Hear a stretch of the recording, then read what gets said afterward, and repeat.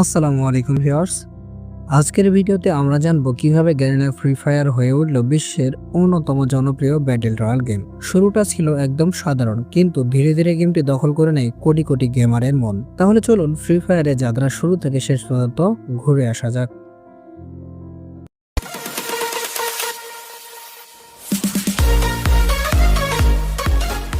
Garena free fire গেমটির নির্মাতা একটি ভিন্ন প্রতিষ্ঠান 11 ডট স্টুডিও, যা একটি ভিয়েতনাম ভিত্তিক গেম ডেভেলপার কোম্পানি। এই গেমটি প্রকাশ করে গ্যারিনা, একটি সিঙ্গাপুর ভিত্তিক ডিজিটাল পরিষেবা কোম্পানি 2017 সালের ডিসেম্বরে। গেমটি মূলত মোবাইল প্ল্যাটফর্মের জন্য তৈরি করা হয়, যেখানে অ্যান্ড্রয়েড এবং iOS দুটোতেই এটি পাওয়া যায়। 2017 সালে পাবজি পিসি বাজারে আসে এবং তখনই মোবাইলে ব্যাটল রয়্যাল গেমের বিশাল চাহিদা তৈরি হয়। কিন্তু মোবাইল ডিভাইসের সীমিত রিসোর্সের কারণে পাবজি মোবাইল তখনও আসেনি। এই সুযোগেই গ্যারিনা নিয়ে আসে ফ্রি ফায়ার, একটি তুলনামূলকভাবে হালকা, দ্রুত ম্যাচ ভিত্তিক ব্যাটল রয়্যাল গেম। প্রথম দিকে ফ্রি ফায়ারের ম্যাচ ছিল মাত্র 10 মিনিটের, যেখানে 50 জন খেলোয়াড় একটি দ্বীপে ল্যান্ড করে অস্ত্র সংগ্রহ করে এবং বাঁচার জন্য লড়াই করে। ফ্রি ফায়ার সহজ গ্রাফিক্স, দ্রুত লোডিং টাইম এবং মোবাইল ফ্রেন্ডলি অপটিমাইজেশনের কারণে দ্রুত জনপ্রিয়তা পেতে থাকে দক্ষিণ এশিয়া, ল্যাটিন আমেরিকা ও দক্ষিণ পূর্ব এশিয়ায়। বিশেষ করে বাংলাদেশ, ভারত ও ব্রাজিল, এই তিনটি দেশ গেমটির জন্য বিশাল মার্কেট হয়ে দাঁড়ায়। 2019 সালে Garena free fire Google play স্টোরের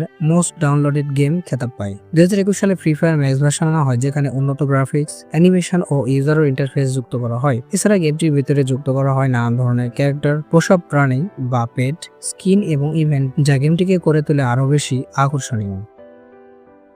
ফ্রি ফায়ার কেবল একটি গেম নয়, এটি এখন একটি গ্লোবাল ই স্পোর্টস প্ল্যাটফর্ম।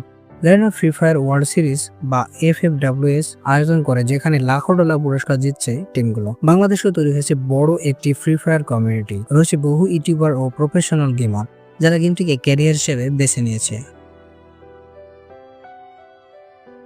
2022 সালে ভারতের সরকার নিরাপত্তার কারণে ফ্রি ফায়ারকে ব্যান করে দেওয়া হয়।